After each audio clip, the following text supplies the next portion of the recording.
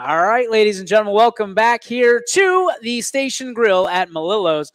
DJ Yoakley with you, as well as this guy, QB1, number 5, and this is Vinny Ballone. Vinny, thanks for taking some time out. I know you were just on with Ian O'Brien. We appreciate doubling up the coverage, but you can never get enough Vinny Ballone is what I've heard, and that's what your dad says as well. So we want to talk to you and just get off the record real quick. I mean, this has been an interesting, not only just 1 year, 1 season for you. This has been an interesting ride. I mean, we've had the narrative of, you've been here the whole time. You've just been in the shadows of seemingly everybody else.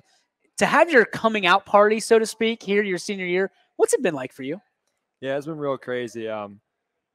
Everything through my senior year, I've been waiting for it. Junior year was a great year, but obviously didn't come out with a lot of success. I mean, we had a good record, but didn't win playoff games.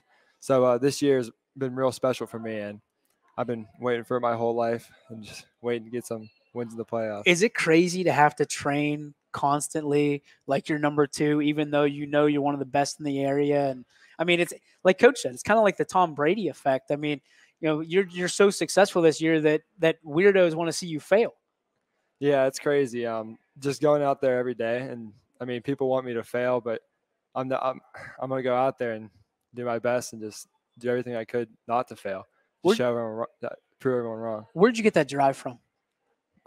Mostly my brothers and my dad, because they always pushed me since I was younger. They always tell me that just to be the best I could be and to do my best. I heard you were a ball boy early on in life. I mean, how does that change? And we talked to a lot of great players that are ball boys earlier on. How does that kind of change your philosophy and like learning the game, learning how to act and who to be? Yeah, just being around like my brothers when they were in high school playing basketball, football, just really got me to love all sports and just always be around sports and just really love them, You guys are crazy. You're all kind of multi-sport athletes, but you guys never take time off.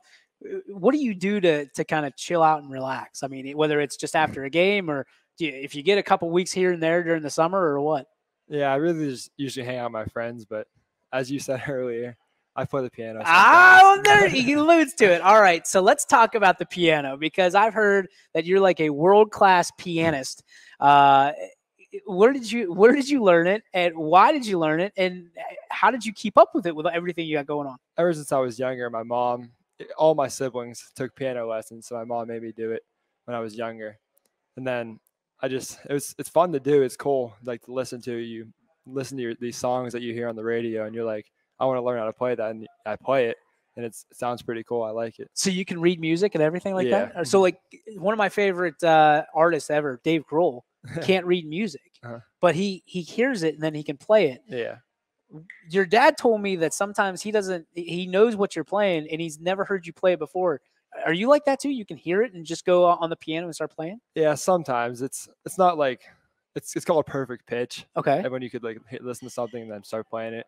But no, I don't really have that, but I could like sort of do it. I sort of know where the notes are, but I'm not really that good. Do you just like sit down and start playing? Does it ease? Like, does it calm you? What does it do for you? Yeah, just like I said, it sounds cool and I like it. I don't know. It's fun. We're going to have a Vinny Ballone concert. What do you guys think about that? On the piano, we'll get some rockers out there. I mean, how does playing the piano correlate to playing offense for the Lowellville Rockets? I mean, you seem like you're out in your comfort zone out there, no matter the situation. Are you calm? It feels like you're calm. You're kind of like a duck. Everything looks good, but under the water, those feet are going. Yeah, it's just you always got to be calm out there. You can't be panicking. You just gotta tell everyone everything's gonna be all right. You're just gonna run the plays how we're supposed to, and just got to win the game. Are you a film junkie?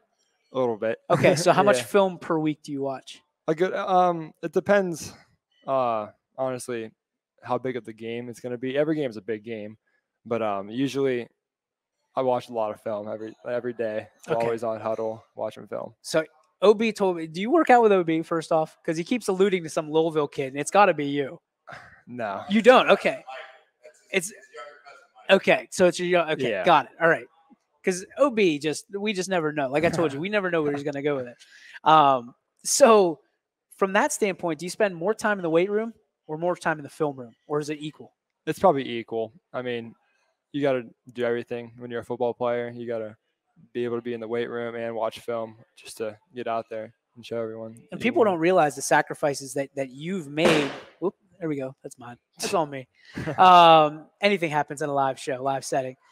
So from a standpoint of, like, people don't realize the sacrifices that you've made. I mean, you're playing football, then you're playing basketball, then you're running track.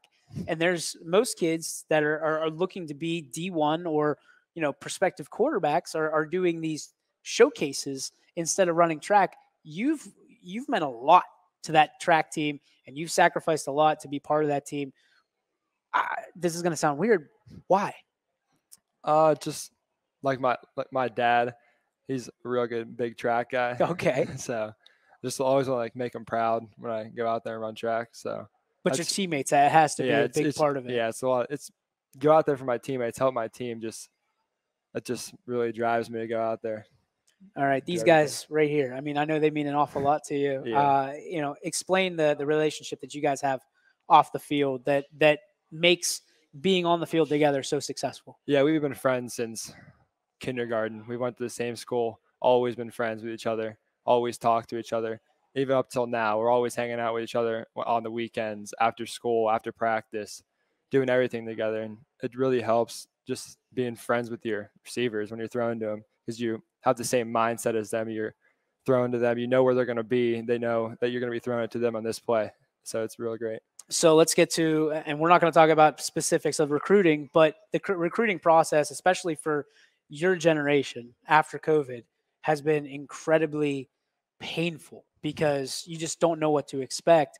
It's completely different than it was 2 to 3 years ago. For your specific process, it's got to be frustrating because you're putting up numbers, you've been successful for 4 years, and yet you're not.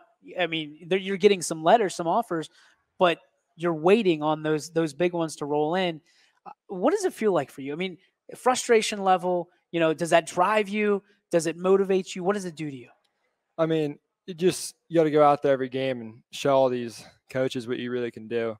And you show them that you can win games, go into the playoffs. You're not going to panic under pressure. You're going to play at your best potential at all times, even win some playoff games. And it's how it is. Who's a quarterback that you look at and you say, I want to be like him?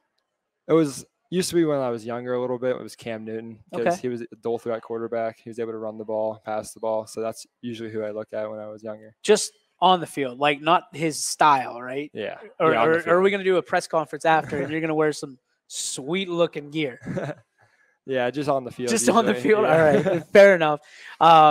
Your legacy. I mean, obviously you got big shoes to fill. What do you want people to remember about Vinny Ballone and the way you handled yourself on the field and off the field?